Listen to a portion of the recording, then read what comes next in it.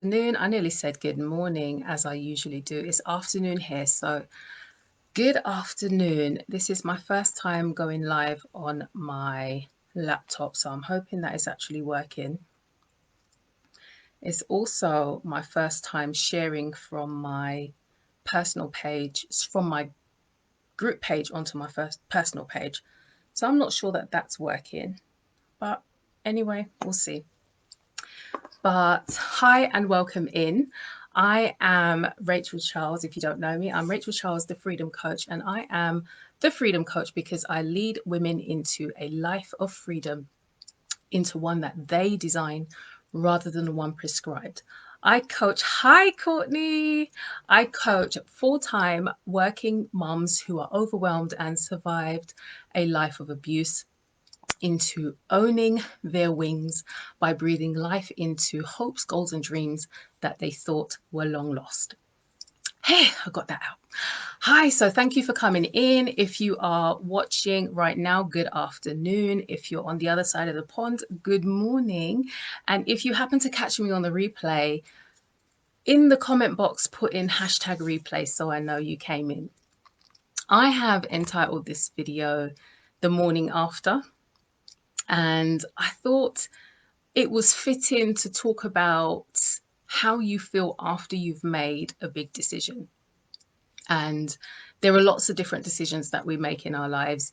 And when you know how it feels when you wake up the next morning and it's like, what have I done? Have I made the right decision? And those morning afters can come from a change at work. I remember I always have to go back to something that's happened to me.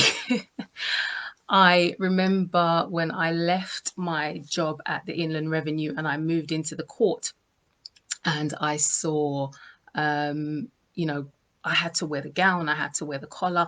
That wasn't in the job description. And I was just like, hold on, I have to sit right there by the judge. It's just like, was that what I was meant to do? And you kind of get into this fight or flight thing. And for many of us, it's fright. We want to go back to where we were comfortable. Hi, Dawn, how are you? It could be when you've moved into a new house and you're happy you've gone through the entire process, and moving house is stressful enough anyway, but you've gone through the entire process and you wake up that first morning in your new house. What happens? You lie there and it's just like, I done it. It's my first morning in my new house. And then there's that thought that crosses your mind with, crap, now I've got to pay the mortgage. What's the council tax again? I've got to heat this place. Is it going to work? So you have all of those thoughts that cross through your mind, your doubts, have I done the right thing? And then sometimes the big one, relationship. You have walked out, you have left, you are free.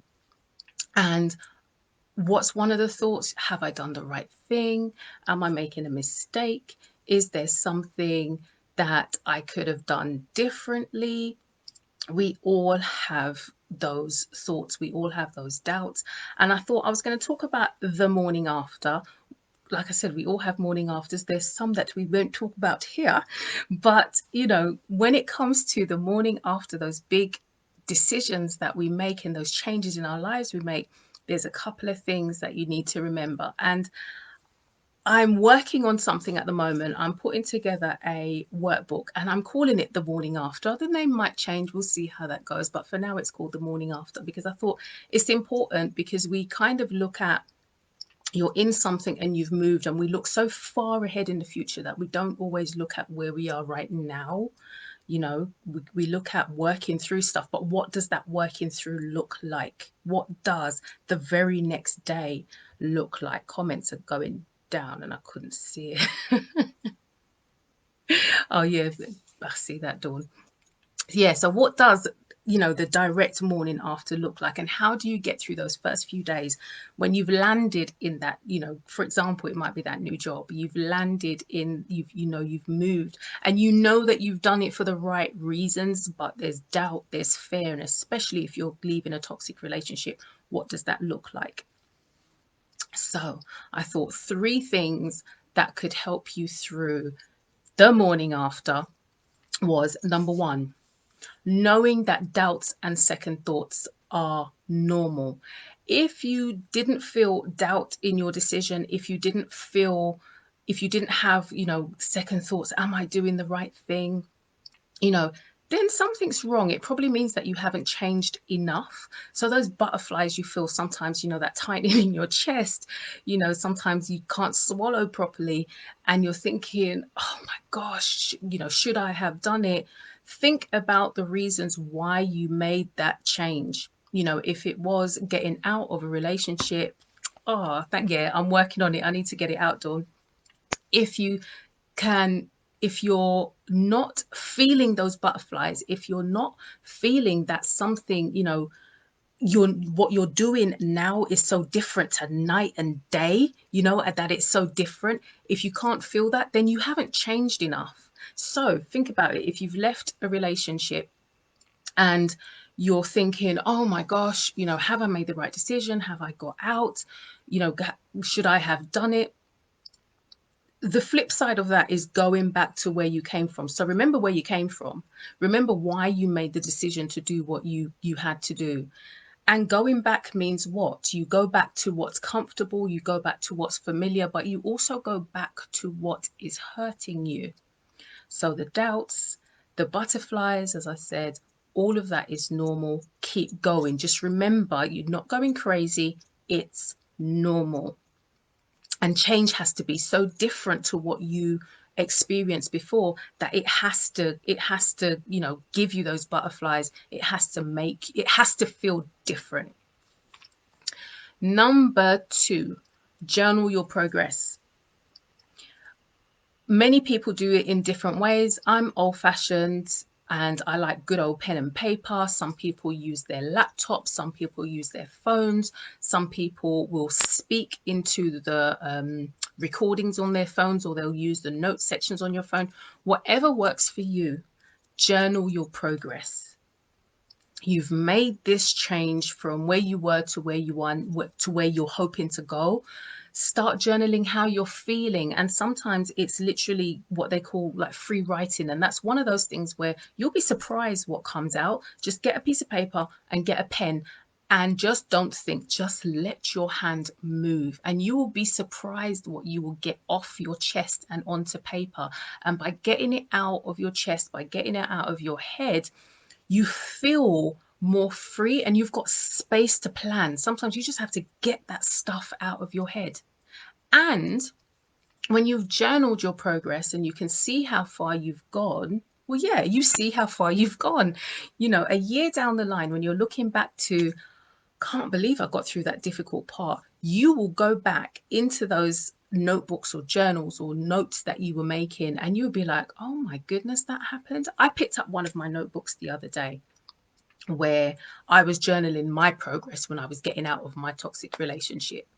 And I flicked through and I found an entry and I could not remember that that happened. It wasn't the nicest of events that happened, but I was just like, whoa, that happened and I got through it. And it's not that I really needed it, but it's to document everything that I went through. So, who knows, I'm going to need that in sometime going forward. Yeah, exactly, Dawn says, for reflection.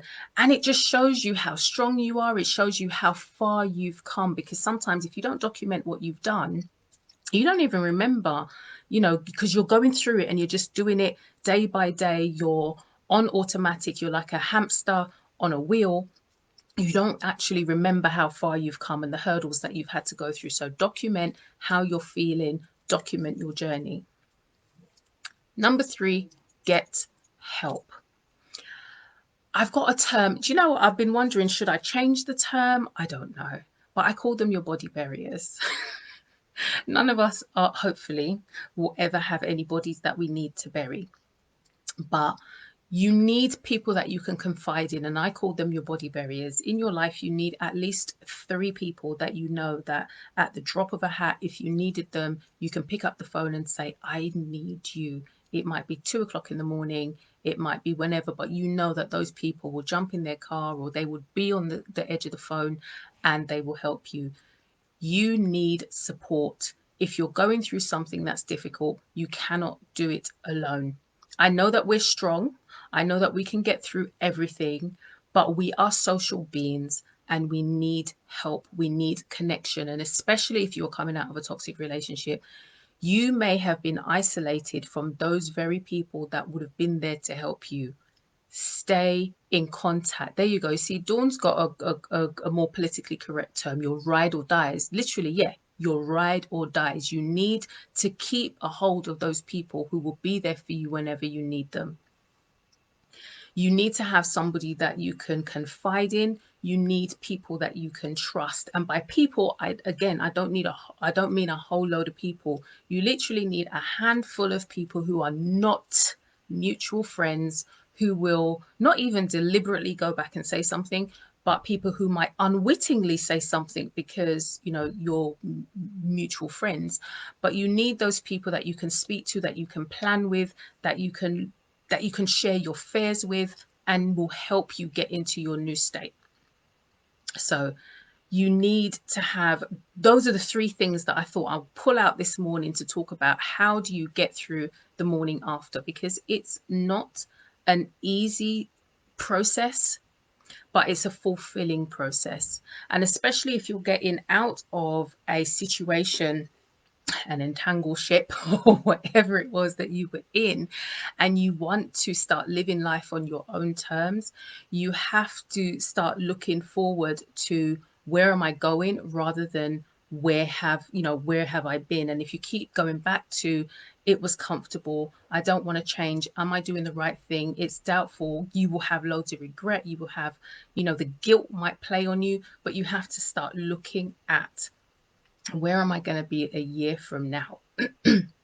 So, those are my three tips this afternoon. Keep doing it. It's like 2:30 over here. Those are my three tips today for how to get through the morning after. And why do I do it? Because I've been there. Because I've been that overwhelmed full-time working mom who survived abuse. I've been there. And if you ever see this smile go away, then you know that something's wrong. And why do I do it? Because I believe that every woman should be able to live their life in the way that they want to, be happy, have a smile that glows from the inside, because we only have one life to live. So we have to live it to our fullest. Oh, thanks, girl. See, you're my ride or die now, my new one. But yeah, so that's why I do it.